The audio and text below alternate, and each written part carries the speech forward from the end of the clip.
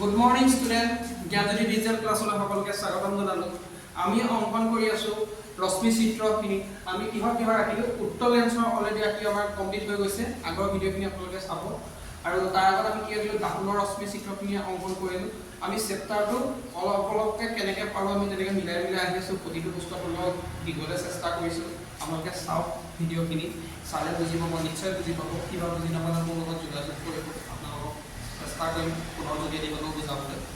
আৰু আজি আমি আহকচোন আকৌ অবতল লেন্সত গঠিত ৰশ্মি চিত্ৰ। আমি অবতল লেন্সত ফাৰ্স্ট অবতল লেন্সখন আঁকিবলৈ শিকিম। অবতল লেন্সখন আঁকিবলৈ শিকো। কি ধৰণে আঁকিব?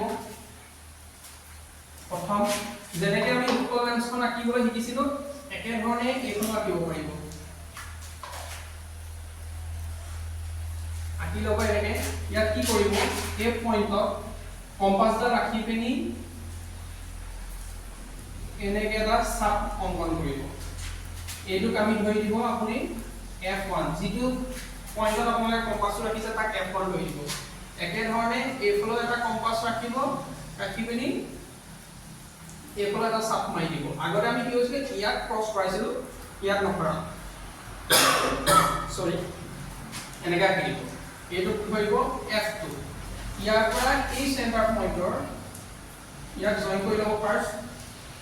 ইয়াক জইন কৰি ল'ব, ইয়াকো জইন কৰি ল'ব, এইখন বাহিৰলৈ বহাই ল'ব। এই চেণ্টাৰ পইণ্টটো কেনেকৈ গম পাব আপুনি ইয়াক আগৰ নিচিনাকৈ সমানে দুভাগত ভাগ কৰি দিব।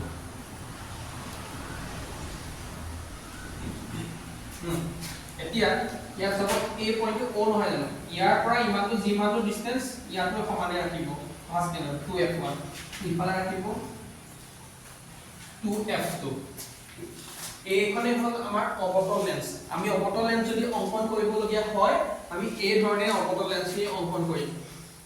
সব সকলো আঁকিব পাৰিব। এতিয়া ইয়াত এতিয়া আমাৰ কি কৈছে লক্ষ্য বস্তু যদি অসীমত ৰখা হয়। অসীমত মানে কি হৈছিলে আগতেও আনিছিলো আমি এনেকৈ অসীম চাইডৰ পৰা অসীম দূৰত্বৰ পৰা আনিছিলো, ডট লাইন এদি আনিছিলো। ইয়াতো একে ধৰণে আনক ডট লাইন এদি আনক। ডট লাইন এদি লৈ দিব ফাৰ্ষ্ট। কোনো তাত লক্ষ্য বস্তু আমি ফিক্সকৈ ৰাখিব নোৱাৰে। ডট লাইন এদি এনেকৈ আনিব। এই আগৰ নিচিনাকে একদম লেন্সৰ মাজত পেলাব। এই লেন্সৰ মাজত পেলাব লাগিব। আগৰ ধৰণে লেন্সৰ মাজত পেলাব। হৈছে লেন্সৰ মাজত পেলাব। নেক্সট আমাৰ কেনি যাব লাগে ফোকাছৰ মাজেদি। আগতে আমি কি হৈছিল উত্তলত এইটো ফোকাছেদি দিছিলো, এবাৰ এইটো ফোকাছেদি নিলো, ইয়াত এই ফোকাছেদি আহিব। অবতল লেন্সৰ ক্ষেত্ৰত সদায় এইডাল ফোকাছলৈ আহিব, মনত ৰাখিব।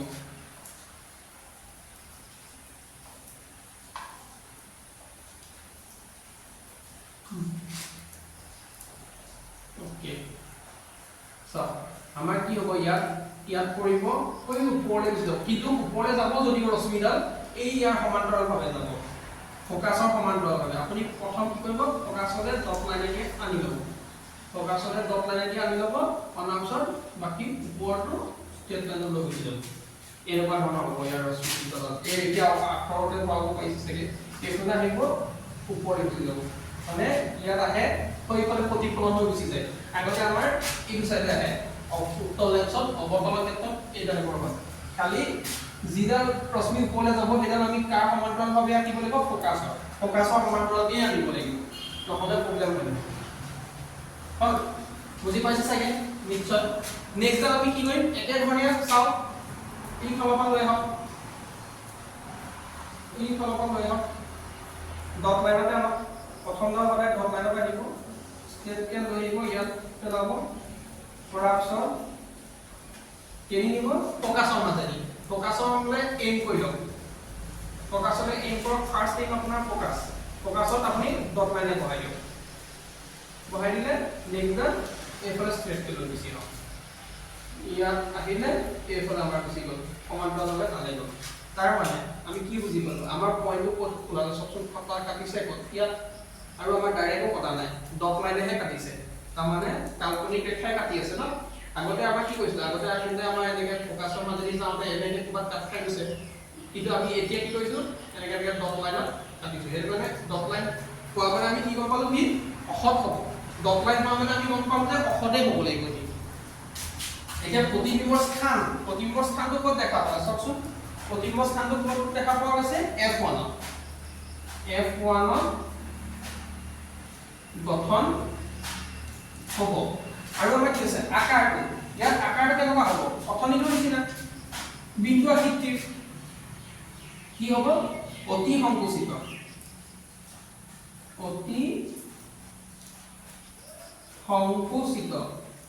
মানে